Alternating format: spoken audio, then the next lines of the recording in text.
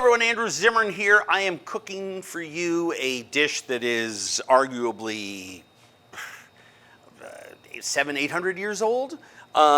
It is, in the old days it was called poulet à la Normande, chicken from Normandy. But that comes from a time when Normandy wasn't even named Normandy, is when they were eating this dish.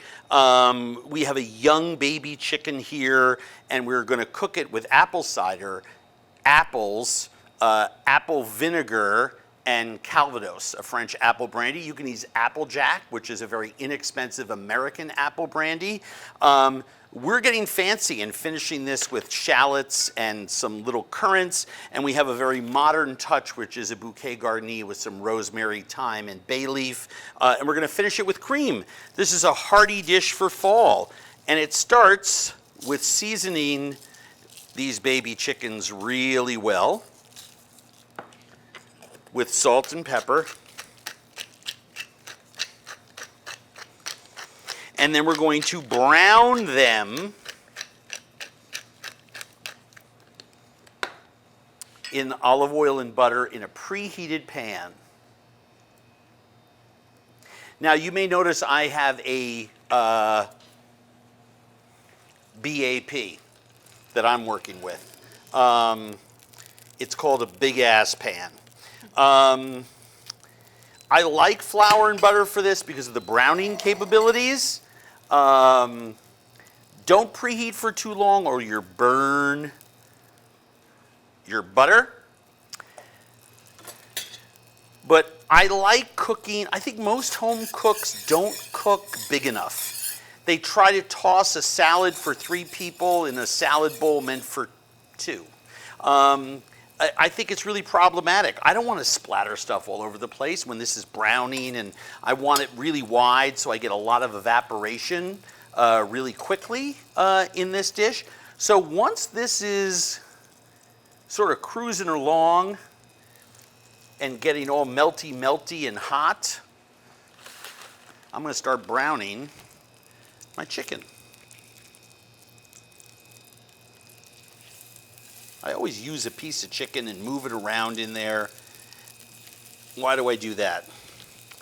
It tells me that it's hot enough not to stick. Doesn't mean it won't stick once this poultry goes in, but it means I got a pretty good chance. And I am going to just let this go. I am going to try not to move it for quite some time, 10 minutes, so I get a really dark color on that chicken. We're just gonna let that go. Meanwhile, back at the ranch,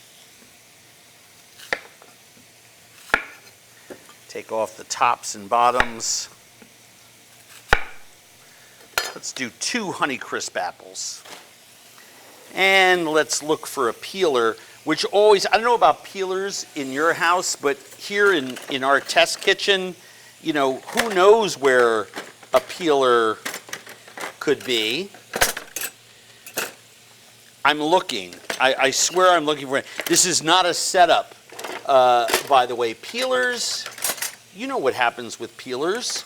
I have an apple core. That's not going to do me much good today. Now I have something that makes that not go in. Do I have a peeler? You know, the chicken's browning. Not the worst thing in the world, right? Oh, look at this, a beak nose. All right. I'm just going to take... This is how they would have done it. A long time. That's exactly.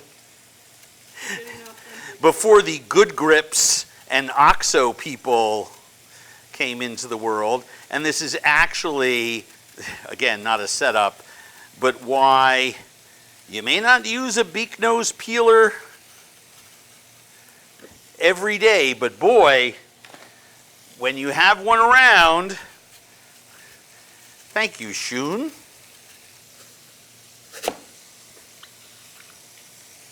I mean, how handy is this? I lost my peeler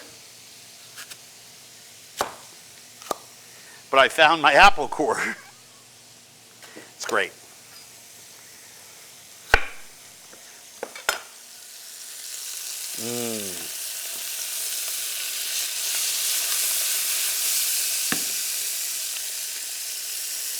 What's going on in here? Oh, we're getting some color.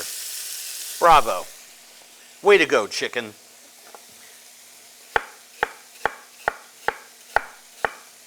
I like cutting them thin. You'll get some pieces, some will fall apart.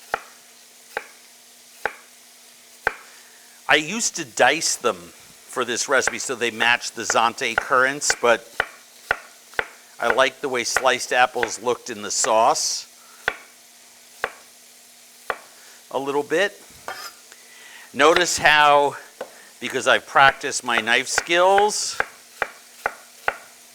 I don't need to use a mandolin for this, but if you do, by all means, use one. You want, 1/16 of an inch slices. I mean, doesn't have to be perfect, but you want a nice thin slice. These will also give off juice. The recipe calls for 1 cup of chicken broth. Now, I have several cups here in this bowl. Why do I have several cups in that bowl if the recipe only calls for 1 cup? Because I'm using like an 18-inch wide rondeau. So if I burn too much of my liquid off, evaporate it, I want to make sure I have a little more stock, because one of the great joys of this dish is the sauce. Bouquet garni, let's just put that in there to help aromatize. Shallots, I'm going to lay those in the 2 corners so they start to sweat. Notice that I'm putting them away from the rest of my ingredients.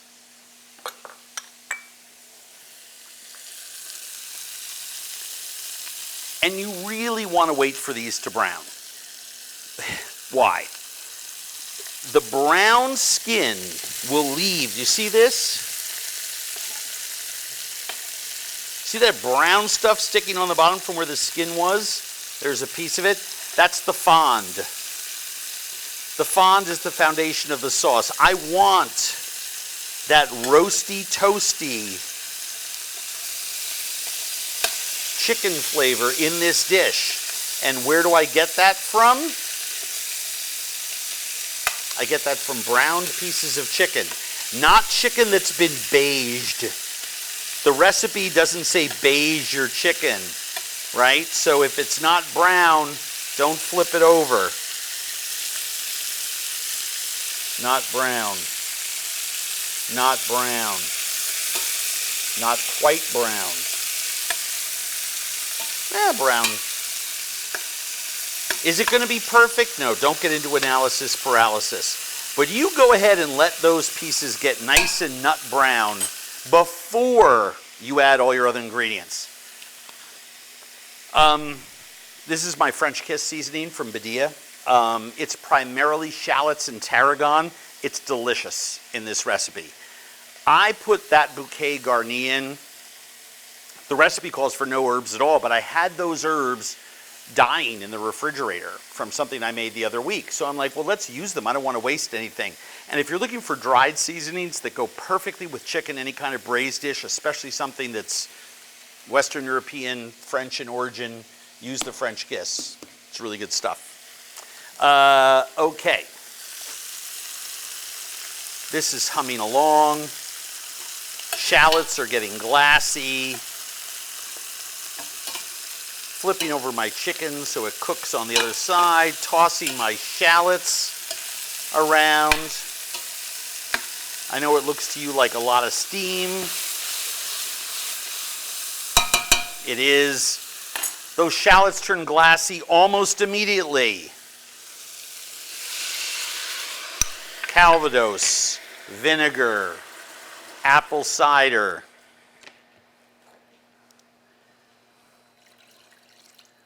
Cup of chicken broth, and all of those wonderful apples. that will give off their juices as this begins to broil, or sorry, boil. So we're just going to let that come to a boil. Those apples, some are going to melt, some aren't. We're going to let that cook until the sauce literally is glazy around those chicken pieces. They're small chickens. It's a baby chicken.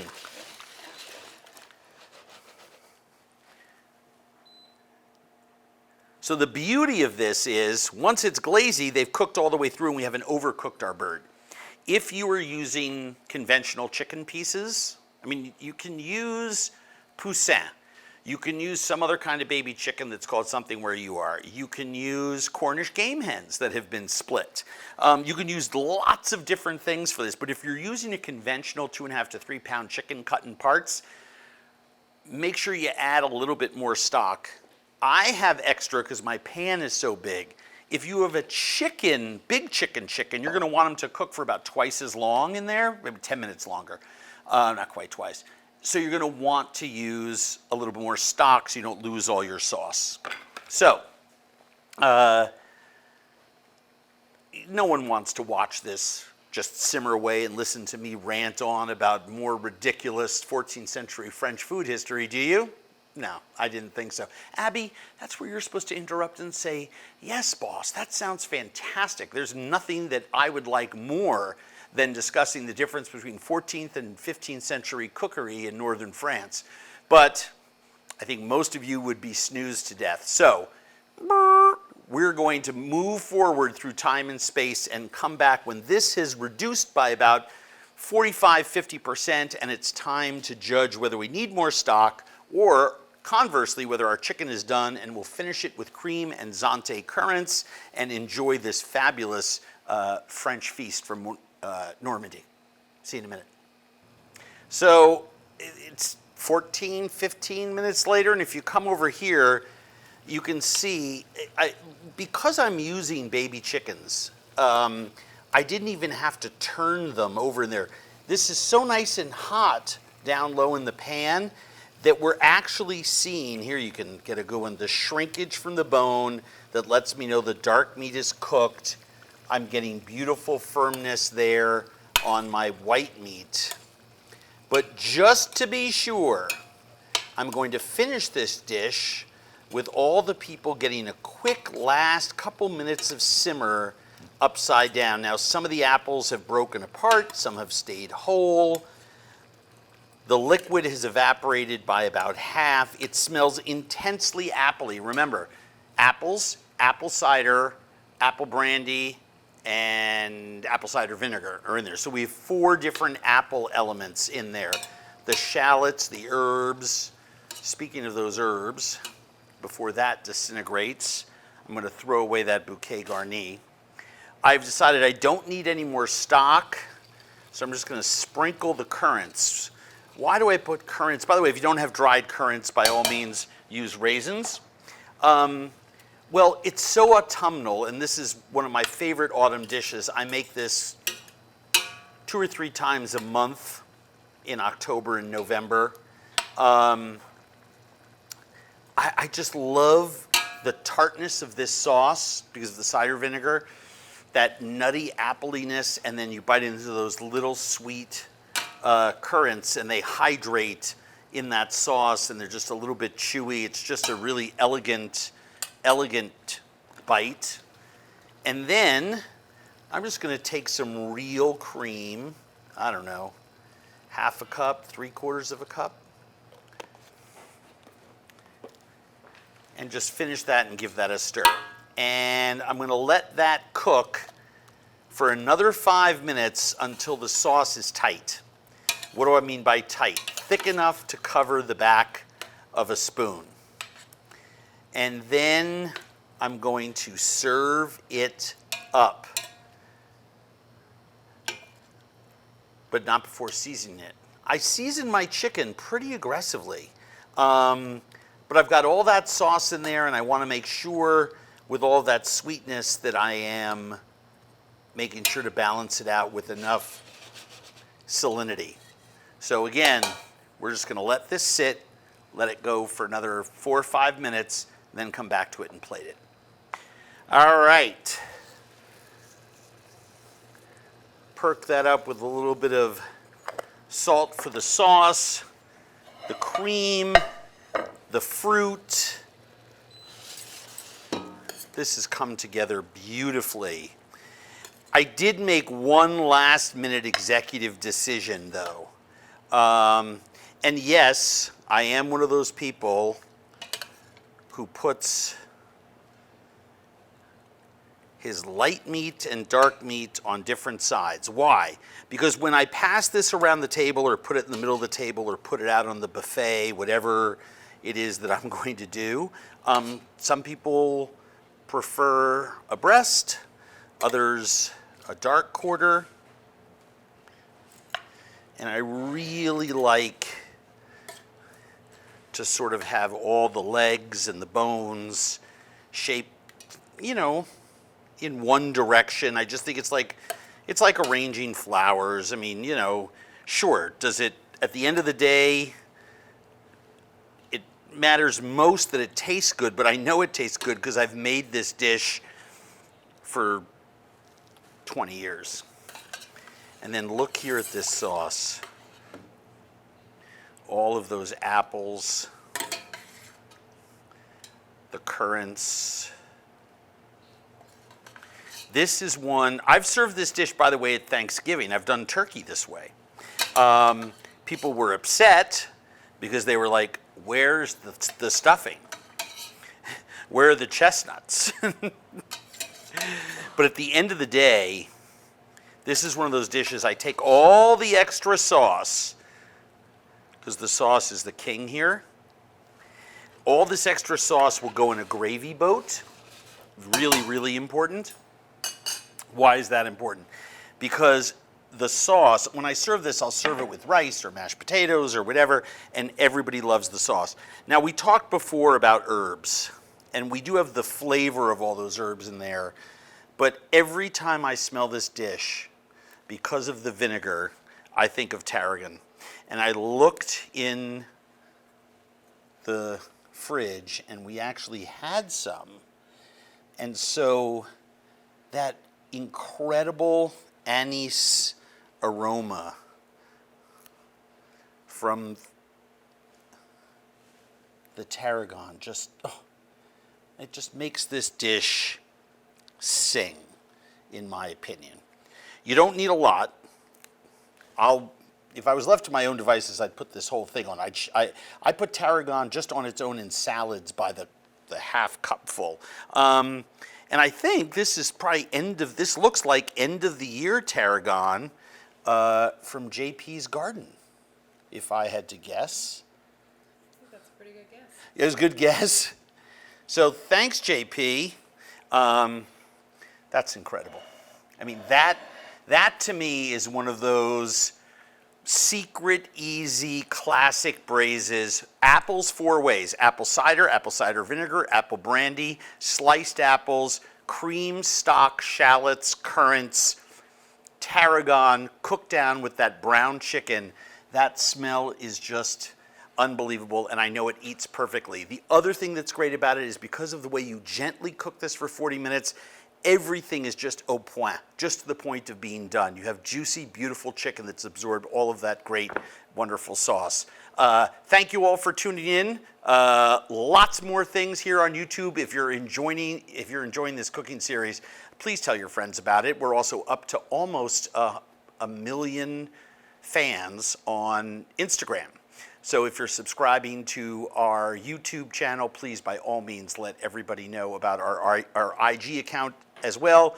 Recipes on the website at andrewzimmern.com. No paywall. Sign up for our newsletter. You get these things come right to your box.